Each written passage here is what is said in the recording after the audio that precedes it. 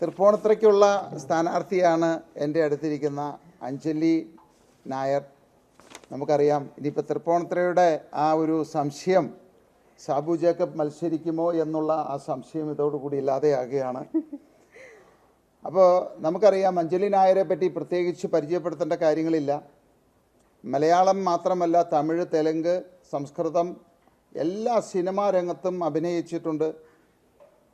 മലയാളത്തിലും തമിഴിലും ഒരുപാട് അവാർഡുകൾ നേടിയിട്ടുണ്ട്. പുലിമുരുകൻ, ദൃശ്യം 2 ഒപ്പം തുടങ്ങി 157 സിനിമകളിൽ അഭിനയിച്ചിട്ടുള്ള ആളാണ്. അതിനേക്കാളൊക്കെ ഉപരി ഒരു സംരംഭകയാണ്, ചില ബിസിനസ്സുകൾ ചെയ്യുന്നു. അപ്പോൾ ഒരു ഗിഫ്റ്റിംഗ് കമ്പനിയുടെ സ്ഥാപകയാണ്. ഇനി ഇപ്പോൾ നമ്മുടെ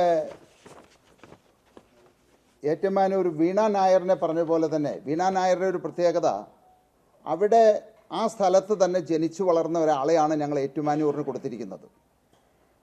അതുപോലെ തന്നെ അഞ്ജലി നായറും തൃപ്പൂണിത്തുറ തന്നെ ജനിച്ച് അവിടെ വളർന്ന് അവിടെ പഠിച്ചു വളർന്ന് തൃപ്പൂണിത്തുറക്കാരുടെ മനസ്സ് പൂർണ്ണമായിട്ടും അറിയാവുന്ന ഒരു വ്യക്തിയാണ്. അപ്പോൾ അതുകൊണ്ട് തന്നെയാണ് അഞ്ജലിയെ ഞങ്ങൾ തൃപ്പൂണിത്തുറയ്ക്ക് വേണ്ടി മാത്രമായിട്ട് തീരുമാനിച്ചത്. അപ്പോൾ തീർച്ചയായിട്ടും തൃപ്പൂണിത്തുറക്കാരുടെ മനസ്സറിഞ്ഞ് അതിനുവേണ്ടി പ്രവർത്തിക്കാനായിട്ട് ഏറ്റവും നല്ല ഒരു സ്ഥാനാർത്ഥിയാണ് അഞ്ജലി നായർ. അത് തൃപ്പൂണിത്തുറക്കാർ സ്വീകരിക്കുമെന്ന് എനിക്ക് ഉറപ്പുണ്ട്. അങ്ങനെ വന്നു കഴിഞ്ഞാൽ തൃപ്പൂണിത്തുറ ഇന്ന് നേരിടുന്ന അല്ലെങ്കിൽ അവരുടെ എല്ലാ പ്രശ്നങ്ങളും പരിഹരിക്കാൻ അഞ്ജലിക്ക് സാധിക്കും എന്നുള്ള ഉറപ്പുള്ളത് കൊണ്ട് ആണ് അങ്ങനെ ഒരു സ്ഥാനാർത്ഥിയായിട്ട് ഞങ്ങൾ തീരുമാനമെടുത്തത്. Thank you sir. ഒരുപാട് സന്തോഷമുണ്ട്. ഇങ്ങനൊരു കാര്യം പാർട്ടി ആവശ്യപ്പെട്ടപ്പം അത് തൃപ്പൂണിത്തുറ ആയിരിക്കും എന്നുള്ള ഒരു സൂചന പോലും എനിക്ക് ഉണ്ടായിരുന്നില്ല. ഇന്നലെ സാബു സാറും പാർട്ടിയും ഇതിനോട് പറഞ്ഞപ്പം എന്താ പറയുക, ഇത് ലോകത്തോട് അപ്പം തന്നെ എനിക്ക് വിളിച്ചു പോകണം എന്നുള്ളൊരു അത്രയും വലിയൊരു ആഗ്രഹത്തിൽ പ്രാർത്ഥനയിൽ ഇരിക്കുകയായിരുന്നു. എൻ്റെ അച്ഛന് ഏറ്റവും കൂടുതൽ സന്തോഷമാവുന്ന ഒരു കാര്യമാണിത്. പറയാൻ വാക്കുകളില്ല. തൃപ്പൂണിത്തുറയിലുള്ള എല്ലാ ജനങ്ങളോടൊപ്പം ഞാൻ ഉണ്ടാവും. അവരുടെ എല്ലാവരുടെയും വീട്ടിലൊരു മകളെ പോലെ അവരുടെ പ്രശ്നങ്ങളെല്ലാം എൻ്റെ അടുത്ത് പറയാം. ഞാനതിന് പരമാവധി എൻ്റെ ഭാഗത്ത് നിന്ന് എന്തെല്ലാം ചെയ്തു കൊടുക്കാൻ പറ്റുമോ അവരുടെ വീട്ടിലൊരു അംഗത്തെ പോലെ ഞാൻ അവരോടൊപ്പം ഉണ്ടാകും, ഉറപ്പ്. ഇനി എന്തെങ്കിലും ചോദിക്കാനുണ്ടോ?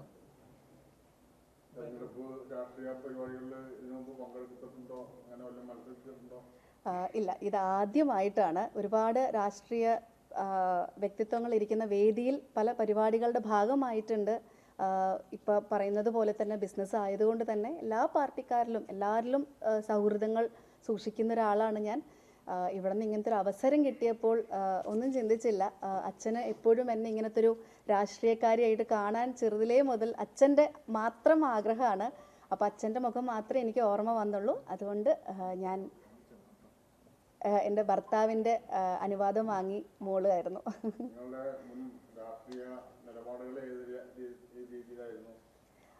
നിലപാടുകളൊന്നുമില്ല. എല്ലാവർക്കും നല്ലത് വരിക, നന്മയായിട്ടത് ചെയ്തു കൊടുക്കുക എന്നുള്ളതാണ്. ഇല്ല, രാഷ്ട്രീയ പശ്ചാത്തലമായിട്ട് അങ്ങനെയൊന്നുമില്ല, അങ്ങനെയൊന്നും ഉണ്ടായിരുന്നില്ല. ഏത് പാർട്ടി നല്ലത് ചെയ്യുമ്പോഴും അത് പറഞ്ഞ് ഉയർത്തി കാണിക്കുക, നല്ലത് പറയുക, നല്ലത് ചെയ്യുക, നന്മയോടുകൂടി എല്ലാവർക്കും വികസനത്തിന് വേണ്ടിയിട്ട് ചെയ്യാൻ കഴിയട്ടെ എന്നുള്ളത് മാത്രമാണ്. അതെ, തീർച്ചയായിട്ടും.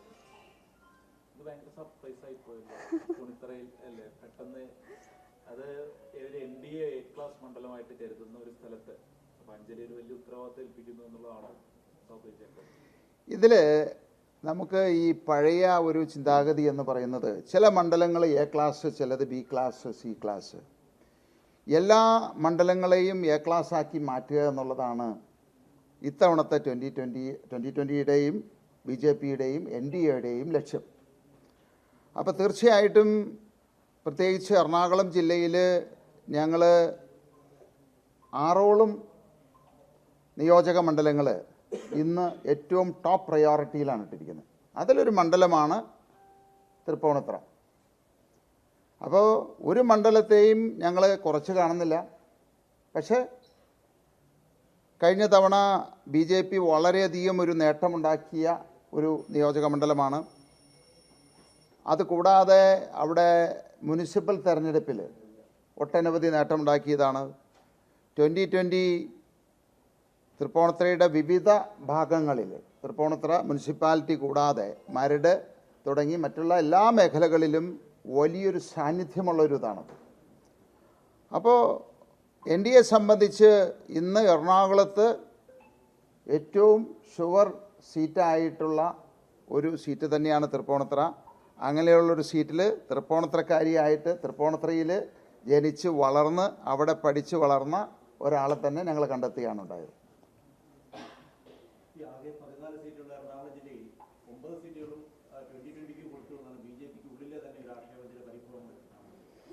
അല്ല, അതിലൊന്നും നമ്മൾ ഇങ്ങനെയുള്ള ആക്ഷേപങ്ങളൊക്കെ ഉണ്ടാവും. കഴിഞ്ഞ തവണ നമുക്കറിയാം എറണാകുളം ജില്ലയിൽ 2028 നിയോജക മണ്ഡലത്തിൽ ഒറ്റയ്ക്ക് നിന്ന് മത്സരിച്ചതാണത്. ആ സ്ഥലത്ത് ഒരു സീറ്റ് കൂടി കൂടുതലായിട്ട് വന്നു എന്നേ ഉള്ളൂ. കാരണം 2020യെ സംബന്ധിച്ച് ഏറ്റവും ശക്തി കൂടിയ ഒരു ജില്ലയാണ് എറണാകുളം ജില്ല. അപ്പോൾ അതിനനുസരിച്ചുള്ള ഒരു പരിഗണന ഞങ്ങൾക്ക് കിട്ടിയെന്നുള്ളതാണത്. അപ്പോൾ ഉദാഹരണത്തിന് തിരുവനന്തപുരം ജില്ല, അവിടെ BJPയുടെ ശക്തി കേന്ദ്രമാണ്. അവിടെ കൂടുതൽ സീറ്റുകളിൽ BJPയാണ് മത്സരിക്കുന്നത്. BDJSന് എവിടെ ശക്തിയുണ്ടോ അവിടെ BDJS മത്സരിക്കുന്നു. അപ്പോൾ അതിൽ പ്രത്യേകതയായിട്ട് ഒന്നും കാണുന്നില്ല. അത് പാർട്ടിയുടെ ഉന്നത തലത്തിൽ എല്ലാവരും കൂടി ആലോചിച്ചെടുത്ത ഒരു തീരുമാനം തന്നെയാണത്.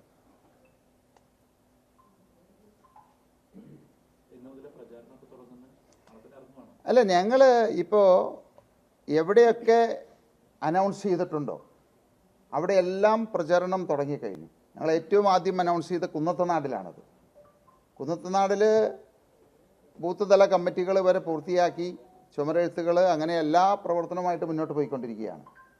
ഇന്നലെ നമ്മൾ അനൗൺസ് ചെയ്ത എല്ലാ മണ്ഡലങ്ങളിലും പ്രവർത്തനം സജീവമായിട്ട് നടക്കുന്നു.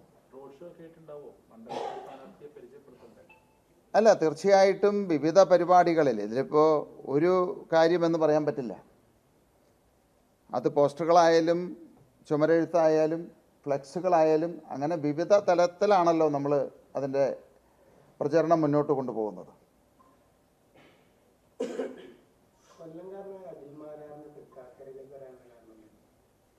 അല്ല, നമ്മളിപ്പോൾ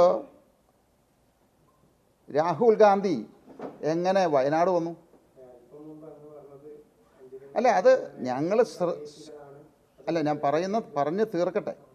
രാഹുൽ ഗാന്ധി വയനാട് വന്ന് മത്സരിച്ചു, ആർക്കും ഒരു പരാതി ഉണ്ടായില്ല, അദ്ദേഹം വിജയിക്കുകയും ചെയ്തു. അഖിൽ മാരാറിന് വളരെ വ്യത്യസ്തമായിട്ടുള്ളൊരു കാര്യമുള്ളത്, അദ്ദേഹം കഴിഞ്ഞ കുറേ വർഷങ്ങളായിട്ട് ഇവിടെയാണ് സ്ഥിരമായിട്ട് വീട് മേടിച്ച് താമസിക്കുന്നത്. അദ്ദേഹം ഇന്ന് കൊട്ടാരക്കരക്കാരനല്ല, ഇന്ന് തൃക്കാക്കരക്കാരൻ തന്നെയാണത്. ആ തൃക്കാക്കര മണ്ഡലത്തിൽ സ്വന്തമായി വീട് മേടിച്ച് അവിടെ താമസിക്കുന്ന ആളാണ്. അപ്പോൾ നമ്മൾ 100% അതാത് മണ്ഡലങ്ങളിൽ നിന്ന് സ്ഥാനാർത്ഥിയെ കണ്ടെത്തുക എന്ന് പറയുന്നത് ഒരു രാഷ്ട്രീയ പാർട്ടിക്കും സാധ്യമാവില്ല.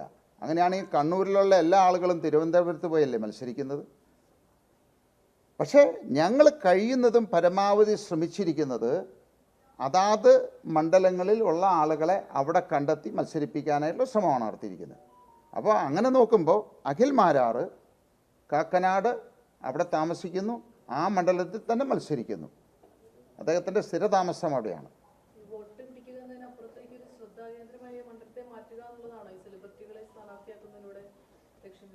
ഇത് രണ്ടുമല്ല, വിജയിക്കുക എന്നുള്ളതാണ് ഞങ്ങളുടെ ലക്ഷ്യം.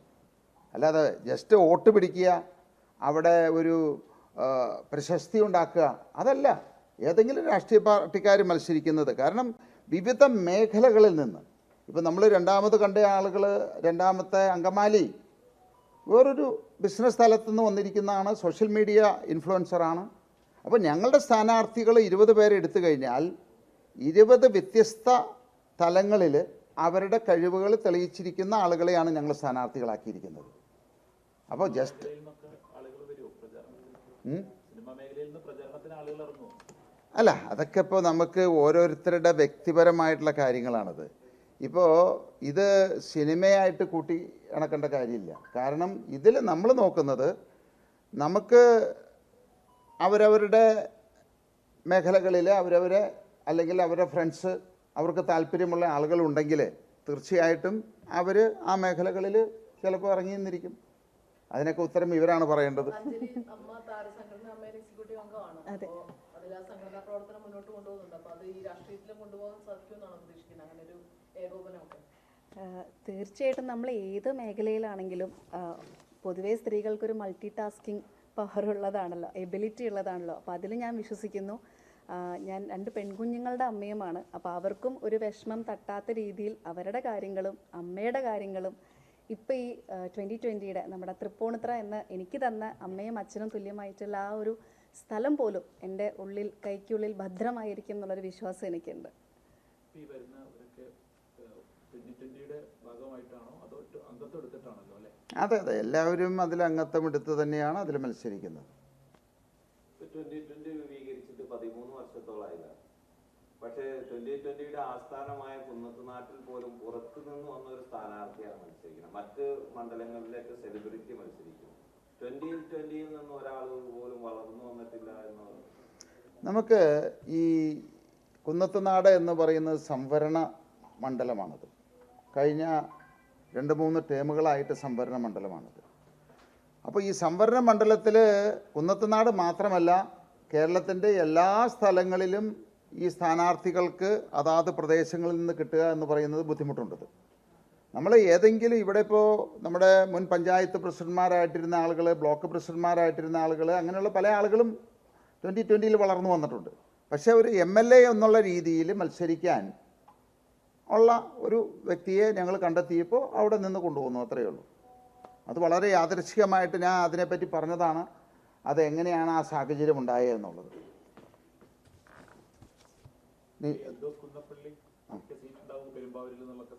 എൽദോ കുന്നപ്പള്ളിയുടെ കാര്യം ഞാൻ എങ്ങനെയാ പറയാ? അത് കോൺഗ്രസ് നേതാക്കന്മാരോടാണ് ചോദിക്കേണ്ടത്.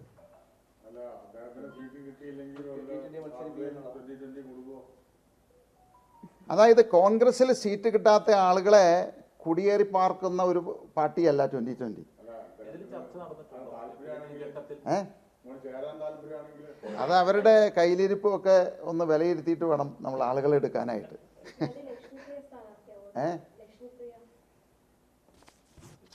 അടുത്തത് ലക്ഷ്മി പ്രിയയാണ്. അതെങ്ങനെ നിങ്ങൾ ഇത് ചെയ്തു? നീ എന്തെങ്കിലും ചോദ്യങ്ങളുണ്ടോ ഇവിടെ?